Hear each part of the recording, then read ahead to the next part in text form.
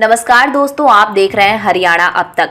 निष्पक्ष पत्रकार होने के नाते हम आए दिन हरियाणा के गलत कामों की आलोचना करते रहते हैं, लेकिन हमारा फर्ज बनता है कि सरकार ने जो अच्छा काम किया है उसे भी आप तक पहुंचाएं। और इसी कड़ी में हम आपको बता रहे हैं जमाबंदी पोर्टल प्रदेश की जनता के लिए कितना हितकारी है।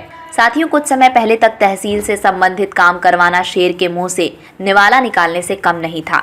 तहसील से संबंधित कामों को करवाने के लिए आम लोगों को काफ़ी मशक्कत करनी पड़ती थी, क्योंकि संबंधित काम करने से पहले अधिकारी और कर्मचारी आपको इतनी औपचारिकताएं बता देते थे कि उन्हें पूरा करना हर किसी के लिए संभव ही नहीं होता।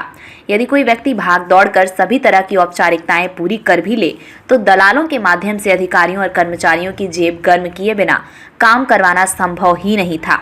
वहीं कुछ लोग भ्रष्टाचार अधिकारियों और कर्मचारियों के साथ मिले भगत कर दस्तावेजों में गड़बड़ी दूसरों की जमीनों को भी आसानी से हड़प लेते थे। ऐसे में यह अपने आप में एक बहुत बड़ी समस्या थी।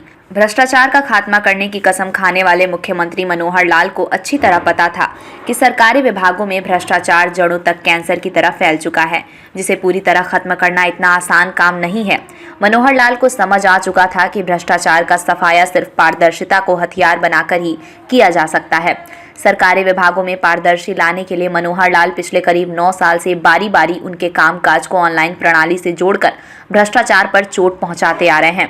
इस दौरान तहसीलों में होने वाली गड़बड़ी और भ्रष्टाचार की शिकायतें भी मुख्यमंत्री मनोहर लाल के पास लगातार पहुंच रही थीं। बेशक पोर्टल को लेकर विपक्षी दलों द्वारा उनकी लाख आलोचना क्यों न की जा रही हो, लेकिन उन्होंने पोर्टल के माध्यम से सरकारी तंत्र से भ्रष्टाचार को मिटाने की ठान ली। ऐसे में उन्होंने तहसीलों से भ्रष्टाचार का खात्मा करने के लिए ठोस कदम उठाते हुए जमाबंदी पोर्टल बनाने के आदेश दिए। लेकिन जमीन के रिकॉर्ड से संबंधित पोर्टल तैयार करना इतना आसान काम नहीं था। कड़ी मशक्कत से प्रदेश की 143 तहसीलों और उप तहसीलों में वेब हेलोरिस प्रणाली का उपयोग करते हुए प्रबंधन कार्यों को कंप्यूटराइज्ड किया गया। इसके लिए 18 करोड़ 50 लाख दस्तावेजों को स्कैन करना भी एक चुनौती थी। जमाबंदी पोर्टल के तैयार होने के बाद मुख्यमंत्री मनोहर लाल ने 25 दिसंबर 2022 को लॉन्च करने के बाद ऑनलाइन काम शुरू करने के आदेश दे दिए थे। दोस्तों, पहले पटवारियों से फर्द या अन्य कोई दस्तावेज निकलवाना हो तो लोगों के जूते घिस जाते थे। अब लोग ऑनलाइन आवेदन कर कागजात आसानी से हासिल कर रहे हैं। एक ऑनलाइन फर्द के लिए सर्विस चार्ज मात्र 100 रुपये देना पड़ता है, जबकि पहले इस काम के लिए हजारों रुपए सुविधा शुल्क देना पड़ता था। अब लोग मनोहर लाल द्वारा दी गई सौगात का खूब फायदा उठा रहे हैं। जमाबंदी पोर्टल लॉन्च होने के बाद मात्र 4 महीने में करीब 10,000 से ज्यादा लोगों ने डिजिटल हस्ताक्षर युक्त ई फर्द ऑनलाइन डाउनलोड किया था।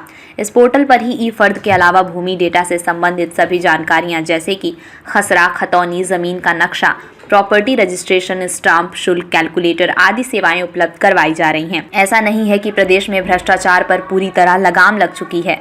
मुख्यमंत्री मनोहर लाल कितनी भी ईमानदारी से पारदर्शिता लाने के लिए ऑनलाइन व्यवस्था को लागू करने की कोशिश क्यों न कर रहे हों, लेकिन वर्षों से सरकारी तंत्र की जड़ों में दीमक की तरह फैल चुके भ्रष्टाचार को ऑनलाइन व्यवस्था के हथियार से खत्म करने में थोड़ा वक्त तो जरूर लगेगा।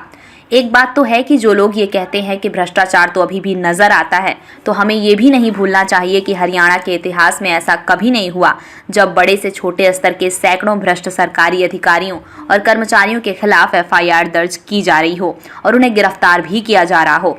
हरियाणा की खास खबरों को देखते रहें हरियाणा अब तक के साथ।